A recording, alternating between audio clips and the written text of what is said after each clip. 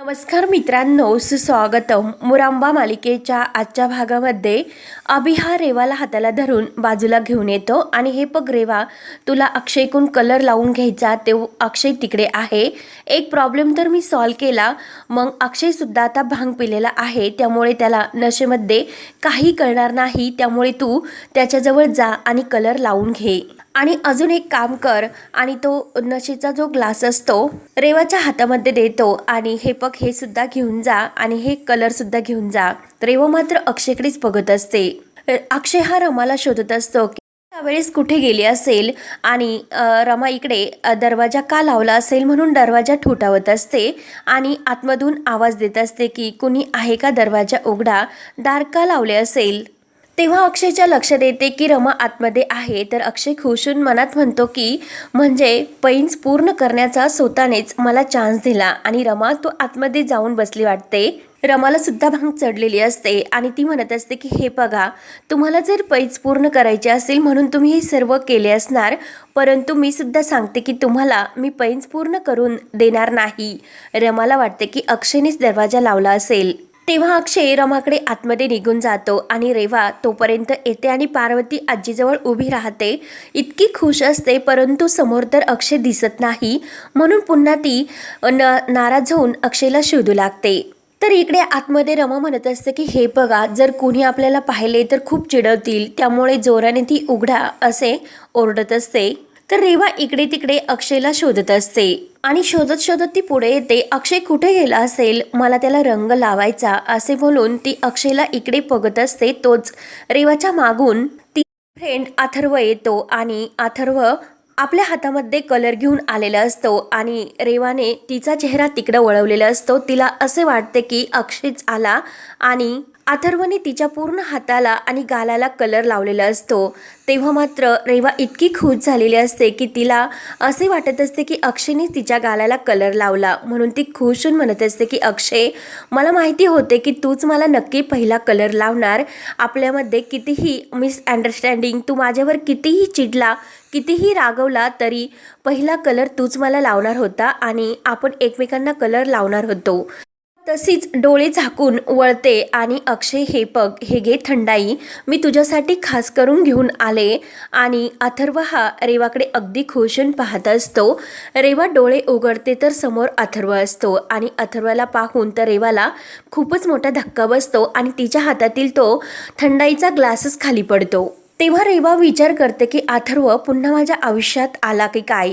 रेवा घाबरतच विचारते की तू, तर अथर्व म्हणतो की हॅलो रेवा, तुझ्या प्रेमाच्या रंगामध्ये मी तर कधीच रंगलो. आणि रेवाच्या गालाचा रंग काढून तो रेवाला म्हणतो की हा माझ्या प्रेमाचा हरवलेला लाल रंग, आणि आपल्या गालाला लावून घेतो आणि रेवाला म्हणतो की तू तर मला अजून विसरलेली नाही. तर इकडे अक्षय आतमध्ये येतो तर रमा ओरडत असते की मला माहिती होते की तुम्ही नक्की हेच केले, मला आतमध्ये का कोंडून घेतले. तेव्हा अक्षयच्या लक्षात येते की रमा आतमध्ये आहे आणि बाहेरून कुणीतरी दरवाजा लावून घेतलेला.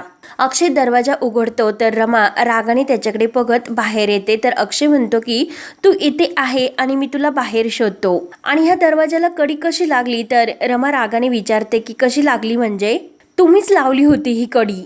तेव्हा अक्षय म्हणतो की अगं मी कशाला कडी लावेल. तर रमा म्हणते की तुम्ही उगाच खोटं बोलू नका, तुम्हीच ही कडी लावली होती, तुम्हाला ही पैंज पूर्ण करायची होती म्हणून तुम्ही हे सर्व केले. अक्षय म्हणतो की अगं मी कशाला दरवाजा लावेल, मी तुला शोधत शोधत इकडे आलो आणि तुझा हा आवाज ऐकला आणि मग मला समजले आणि आता हे दार उघडले. तर रमा म्हणते की तुम्ही नाटक करू नका. अक्षय म्हणतो की अगं मी जर लावली असती कडी तर अशी बाहेरून कशाला लावली असती. आणि तो रमाला धरतो आणि आतमध्ये घेऊन येऊन दरवाजाची कडी लावून घेतो आणि रमाला म्हणतो की मी आतमधून कडी लावेल. तेव्हा रमा म्हणत असते की काय करता तुम्ही, तुमचा आगाऊपणा खूप वाढला बरं का.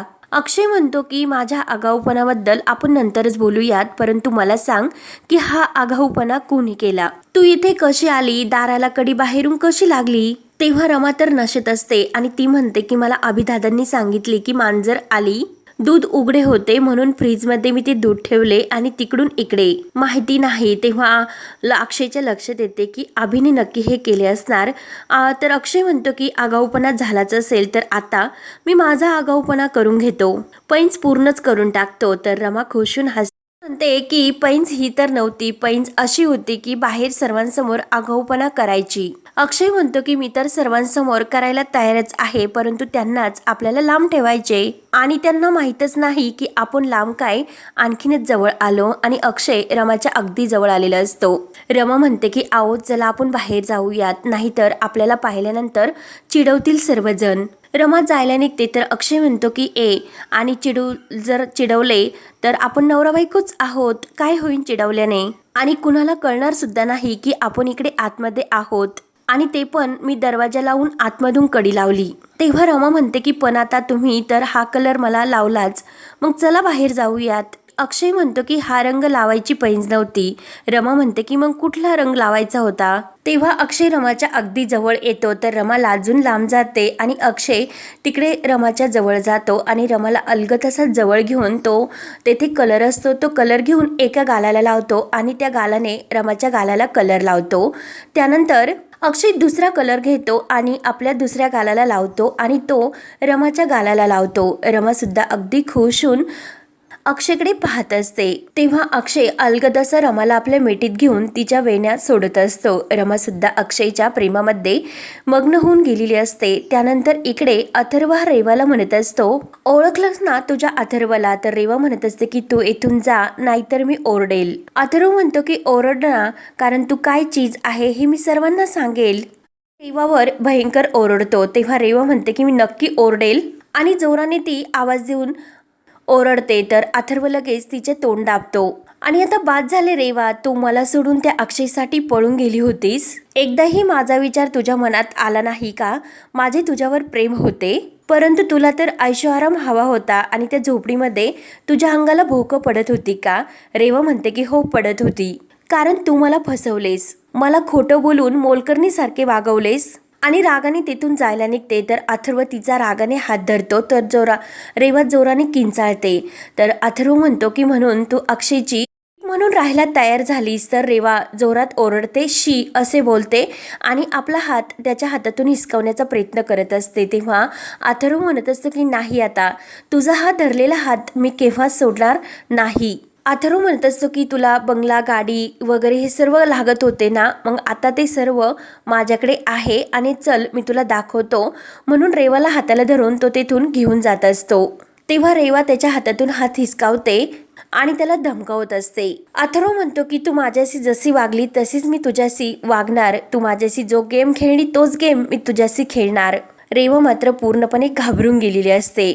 त्यानंतर इकडे आपले रमा आणि अक्षय अगदी एकमेकांच्या प्रेमामध्ये रंगून गेलेले असतात आणि इतके मग्न झालेले असतात की अगदी एकमेकांच्या खूप जवळ आलेले असतात. त्यानंतर इकडे अथर्व आपल्या दोन्ही हातामध्ये कलर घेतो आणि रेवाला म्हणत असतो की रेवा, तू माझ्यापासून कितीही लांब पळण्याचा प्रयत्न केलास तरी मी तुझ्या सावलीसारखा तुझ्या सोबतच राहणार. आणि तिच्या अंगावर पूर्ण तो कलर उधळून देतो आणि तेथून गायब होतो.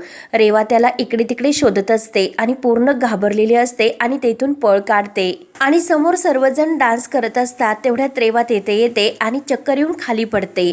तेव्हा सर्वजण खूप घाबरतात. तर मयुरी रेवाला उठवण्याचा प्रयत्न करू लागते की रेवा काय झाले, उठ ना.